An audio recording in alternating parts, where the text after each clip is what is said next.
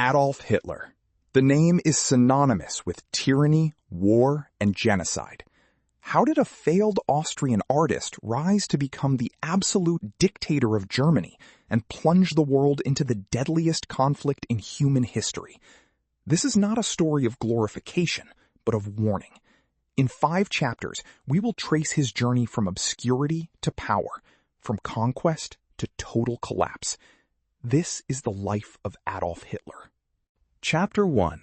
The Formative Years, 1889 to 1918. Adolf Hitler was born on April 20th, 1889, in Braunau am Inn, a small town on the border between Austria and Germany. His early life was marked by conflict, particularly a difficult relationship with his strict father, Alois, who wanted him to become a civil servant, while young Adolf dreamed of becoming an artist. After his father's death, he moved to Vienna in 1908 to pursue that dream, but was twice rejected by the Academy of Fine Arts. Years of poverty, isolation, and resentment followed in Vienna, where he lived in men's dormitories and absorbed radical nationalist and anti-Semitic ideas circulating in the city. In 1913, he moved to Munich, and when World War I erupted in 1914, he volunteered for the German army. He served as a messenger on the Western Front, experienced the horrors of trench warfare, was wounded and gassed, and was awarded the Iron Cross. Germany's defeat in 1918 shattered him. The failed artist who had found a sense of purpose in war now faced a defeated, humiliated nation, and that void would shape everything to come. Chapter 2. The Rise of the Machine, 1919 to 1932. Post-war Germany was in chaos. Defeat, revolution, and the harsh terms of the Treaty of Versailles created economic ruin and political rage. In Munich in 1919, Hitler, still in the army as a political informant, discovered a tiny fringe group, the German Workers' Party.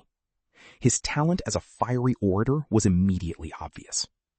He quickly took control, renaming it the National Socialist German Workers' Party, or Nazi Party.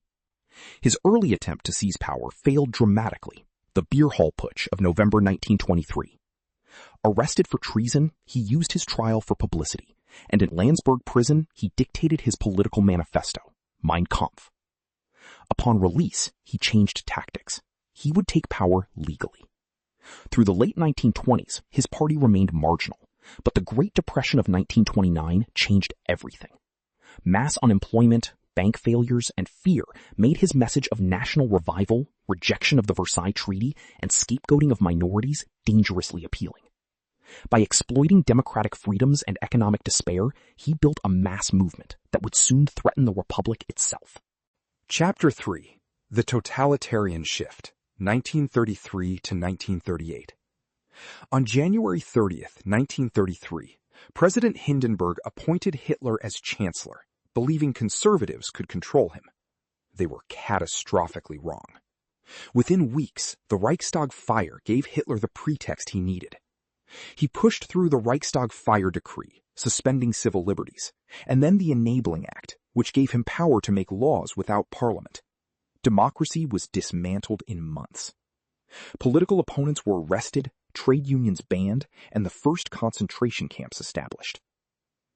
In 1934, the Night of the Long Knives saw Hitler purge his own movement, murdering political rivals to consolidate loyalty from the army. When Hindenburg died, Hitler merged the offices of Chancellor and President, becoming Führer.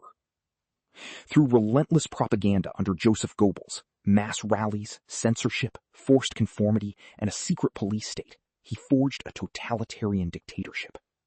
What had been a vibrant, if flawed, democracy was transformed into a one-party state, preparing for expansion and war.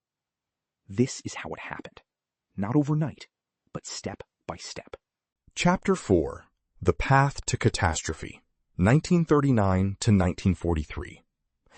Hitler's foreign policy was aggression from the start. After rearming Germany in violation of treaties, he annexed Austria in March 1938 and dismantled Czechoslovakia. Britain and France pursued appeasement, but on September 1st, 1939, Germany invaded Poland. Britain and France declared war. World War II had begun. The early years brought stunning, terrifying success for Nazi Germany. The Blitzkrieg, lightning war, using concentrated tanks, aircraft, and infantry, overwhelmed Poland, Denmark, Norway, and in May 1940, France. By 1941, Nazi control stretched from the Atlantic coast to the outskirts of Moscow, from Norway to North Africa. Behind the advancing armies came the SS, and a system of extermination and enslavement that would culminate in the Holocaust, the systematic murder of 6 million Jews and millions of other innocent people, including Roma, Poles, Soviet prisoners, disabled people, and political opponents. At its height, this was an empire built on conquest and genocide, and its rapid expansion masked a fundamental strategic overreach that would soon become fatal. Chapter 5. The Downfall, 1944 to 1945. The turning point came in 1942 and 1943. Defeat at Stalingrad, the loss at El Alamein, and the Allied landing in Italy began to reverse German fortunes. The vastness of Russia and the industrial might of the United States and Soviet Union overwhelmed Nazi Germany.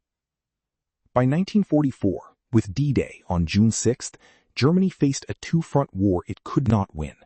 As Allied bombers destroyed German cities and Soviet armies advanced from the east, Hitler became increasingly isolated, detached from reality, issuing orders to phantom armies from his Berlin bunker. A final assassination attempt by German officers on July 20th, 1944, failed. In April 1945, with Soviet artillery shelling Berlin, Hitler married Eva Braun in the Führer bunker, dictated his final testament, and on April 30th, took his own life. Days later, Germany surrendered unconditionally.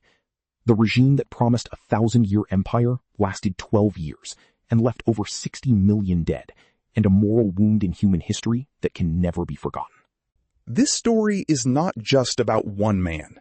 It is about how economic despair, political division, propaganda, and hatred can be exploited to dismantle a democracy from within. The consequences of inaction and indifference were catastrophic, leading to the Holocaust and the Second World War. History shows us how democracy can be dismantled from within. What do you think is the most important lesson we can learn from this era? Share your thoughts below, and thank you for watching. Remember the past to protect the future.